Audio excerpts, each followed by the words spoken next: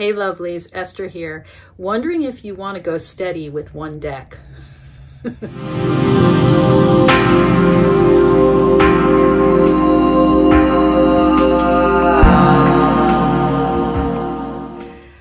I have to confess, I'm pretty tarot polyamorous. I have a lot of loves in the tarot. But for the 78-day challenge that I'm calling Drop 'em 78, I'm asking folks to focus on a single deck, to use one deck, going through it card by card over the course of 78 days. And so a question was raised on the Facebook page. And by the way, if you haven't joined the Mindful Tarot community, I encourage you to do so. Just drop me an email address below and join us on Facebook. But someone asked the question, oh, you know, does this challenge mean that like you only use that deck for 78 days? You don't look at any other tarot decks? And I realized that I wasn't sure. You know, the option is yours. I am actually going to make a commitment to be working with this deck, which actually feels quite intense to say, like, you know, really 2.5 months? This is it? This is the deck? What about all these others?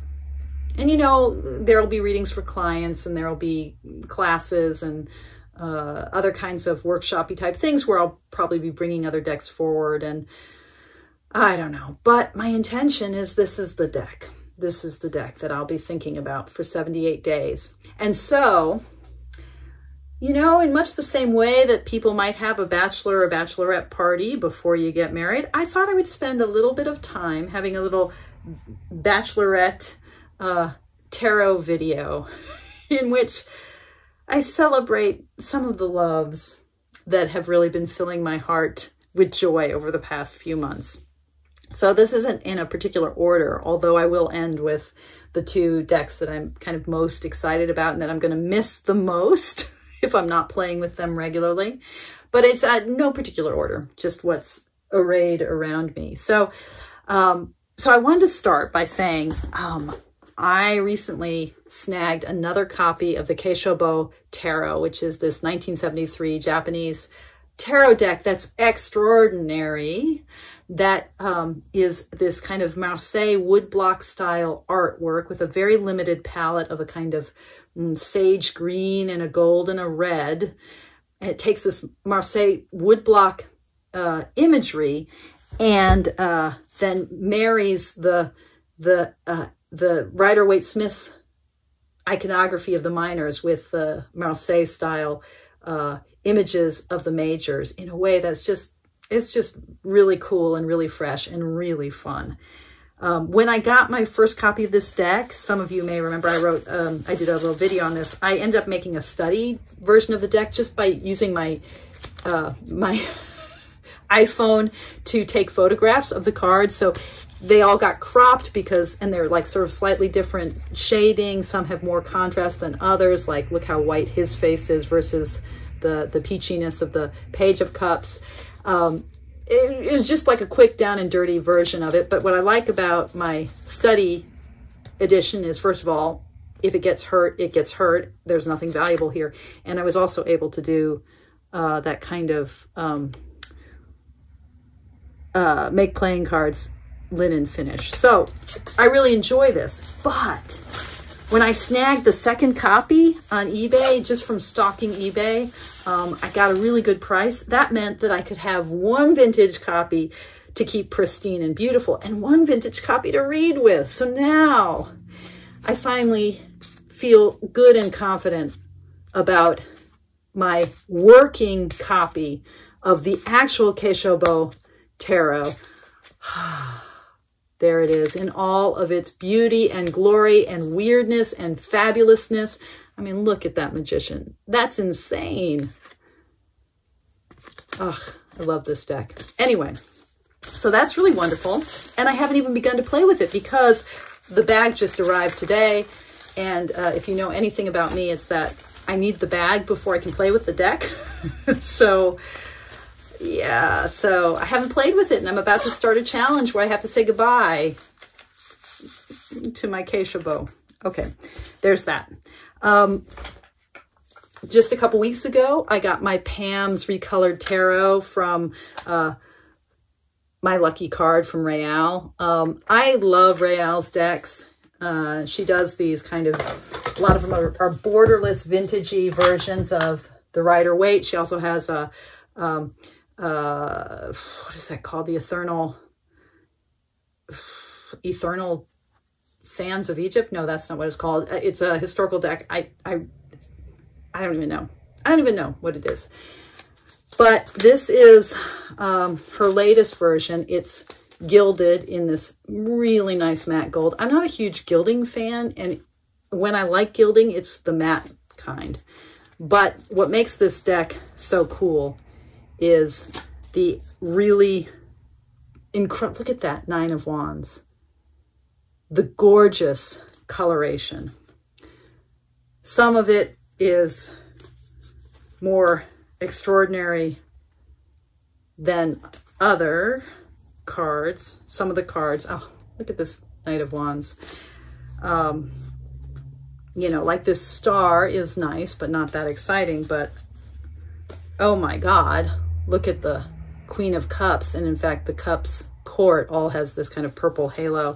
I love this. I did a reading with this deck for a client the other day, and it was just really magical. Anyway, beautiful, love it. I've gotten to play with it a little bit, and now have to say goodbye for a little while. Have to say goodbye. I have been playing lately more and more with my hoi polloi, inspired by Brandt's Moonbaby Tarot, another deck I've been really enjoying lately. But, you know, just a reminder of how great this deck is with its, just, I love everything about this deck. One of the things I love is the varnished cardstock. This really, you know, they don't make cards like this anymore. I don't know what's so wonderful about it, but I don't know. Those of you who know who agree with me, what is it about this kind of varnish, this thin, it's a thin cardstock. It's not, but it just, I don't know. Just, there's something about it. Anyway, the hoi polloi. It'll be waiting for me, but I will miss it. About a month ago, I got a copy, finally. I've been thinking about this deck for a very long time. Never got a copy. The first edition went out of print. I got a second edition of the Hidden Waters Tarot, Anaturian's Hidden Waters Tarot. For those of you who know Anaturian from Tarot of the Abyss or from the Oracle of Echoes, you know, this earlier deck, I mean, it's really extraordinary and nothing like the kind of art we associate with her, because these are all sort of ink blot, Rorschach-like ink blot drawings, inviting us to dive into the cards intuitively. It's a fabulous deck for building intuition. And what I love about it, particularly, I mean, it's beautiful. I look at this card, the Goddess card. I think this may only be in the second edition. It's beautiful. But what's so cool about it is, you know, the tarot is a system that is continually evoking dualities and binarisms. Like it's all about twos, you know, and how that duality between flesh and spirit might be healed. That duality between male and female might be healed, between good and bad, light and dark. That might be healed by our spiritual practice. So here you have card images that are all about mirroring, reflecting dualities, and inviting us to find wholeness and meaning therein. I've only read with this a couple of times. It's challenging to read with. It's like another one of my favorite decks, the Orbifold. It really, really pulls on our eyes and our heart to make sense of it. But yeah, I love it. And I'm going to have to say goodbye for now. Another very recent acquisition, I haven't even played with it at all, is in a trade. Thank you, Danielle. Again, thank you, Danielle. I got the Stunning Tarot. I recently sold my 5th edition of the Yonasa Yaos Tarot because that never spoke to me, but I've always had my eye out on the Stunning Tarot and thought, you know, if I ever do buy one of her decks again, it'll be the Stunning Tarot. But of course now this 1st edition is out of print. But I mean, oh my God, the colors, the line drawings. It's perfection, I think. I don't know, I haven't worked with it yet. And I'm not going to work with it for a little while because I'm doing the 78-day challenge with a single deck. This came in the mail about 4 days ago. MJ Kulinan's Förhixa. Swedes and Swedish speakers. Am I saying this right? Förhixa Tarot? Anyway, I am not a fairy tarot person at all. And yet, everyone should have a fairy tarot deck, at least one. And if you're not a fairy tarot person, this is the fairy tarot deck to have. It's beautiful. I love the cardstock. It's bendy. It smells good. The imagery is beautiful. It's beautiful. The palette's beautiful. It's, you know, her style, her collage style. It's even though the guidebook does this thing that guidebooks sometimes do, like the Hidden Realms, another fairy tarot, you know, where like each card, there's a like little story attached, you know, like the Knight of Water. On the furthermost part of the lake, the Knight of Water sits, creating haunting melodies that seem to dance across the horizon line, captivating all those in their wake. I hate these little stories. I'm probably a terrible person who has no soul, but that's not what I'm not looking for narrative in tarot. And yet, each of her entries in the guidebook, it has that little narrative that explains her imagery with a little story of this land of the Förhixa. But then it gives the interpretation. Oh, the Knight of Water. Its energy can be what we need to help us heal from a bad breakup or just feel a sense of romance in our often too overscheduled lives. Just very straightforward. And some of these, I've only worked with this deck a tiny bit, but I have been really impressed by how interesting and spot on and sort of innovative her interpretation of the cards are. Particularly, I love what she does with a lot of the court cards. So, yeah, the Förhixa Tarot. The Förhixa Tarot. Will it replace the Crow Tarot for me in her body of works? The Crow Tarot I still think is my favorite. I have that and the Wise Dog. Probably not. Yeah. I have a fairy tarot deck now. How lovely is that? Another deck that's sort of a surprising one, and I blame Robin Crutchfield for this, he was my enabler, is the Tarot for All Ages, which is a deck that technically is for kids, but it is wonderful. And the guidebook is also really, really good. The imagery is, you know, is this kind of simple, it reminds me, the Gentle Tarot is a deck that I've been loving as well since I got my Kickstarter. This is, the aesthetic is kind of similar to that. It's just so sweet, you know, and beautiful. Yeah. Simple, but deep. So that's another deck that I'll be saying farewell to for now. Oh, the many, many beautiful things.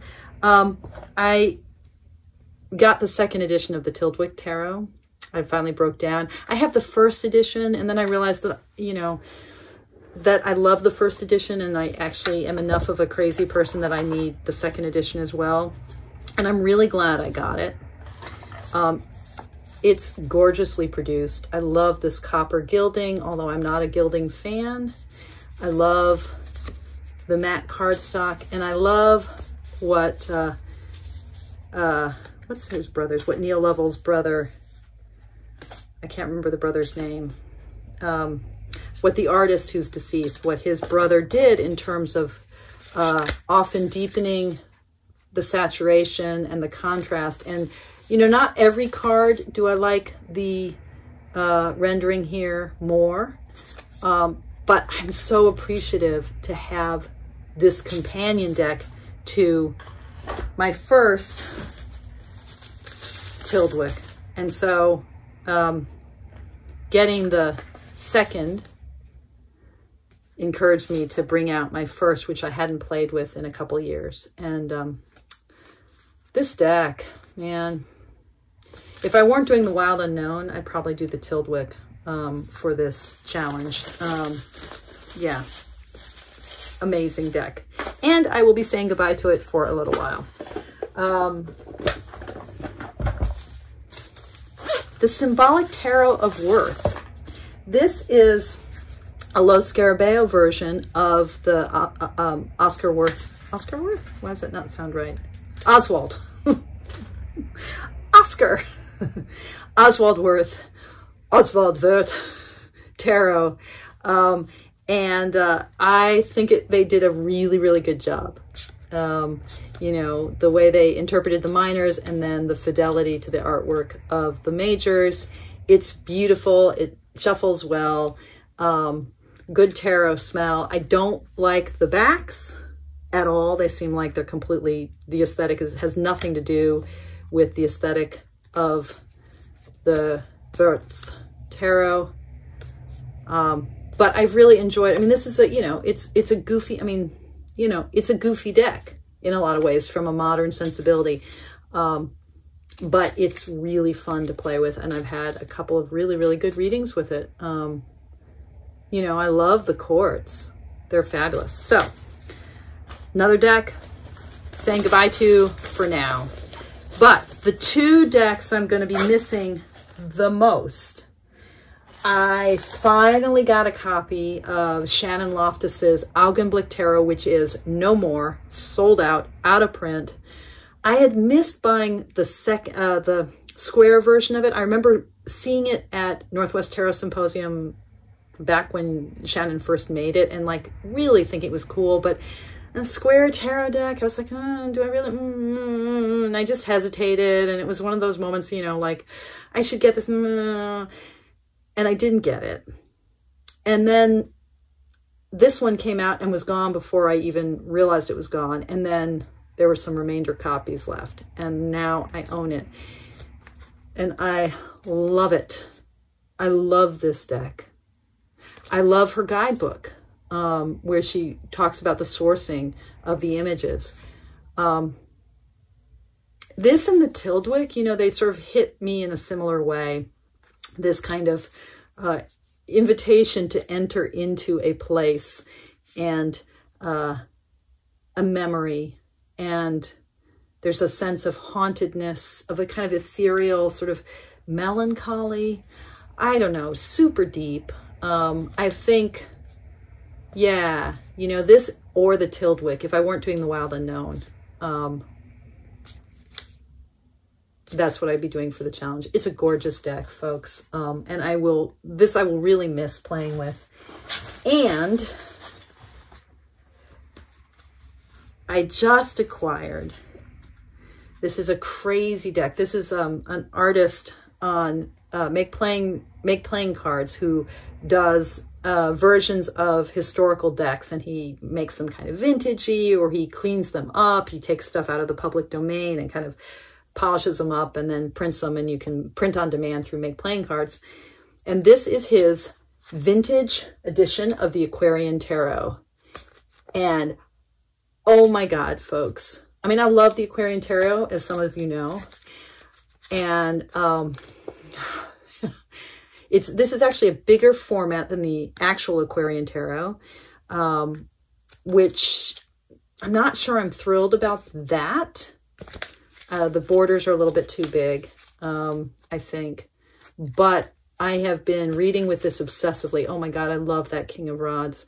I've been reading with this obsessively since it arrived from Make Playing Cards, and I love it. I love it. And I'm going to be saying goodbye to it for a little while. So, yeah, thanks for coming to my bachelorette party. I'm just seeing, yeah, that's it. That's it for now. The cards I won't be playing with so much, beginning on Friday, October 15th, with the Drop 'em 78 challenge. Okay, my lovelies, if you have some cards that you are loving and will be missing during the challenge, I'd really be eager to hear in the comments below. On Facebook, post your own video. And if you do post videos or Facebook or, you know, Instagram related to the challenge, please do hashtag it, hashtag DropEm78. And yeah, may the mayhem begin. Thanks, everyone. And as always, thank you for your practice. Take care.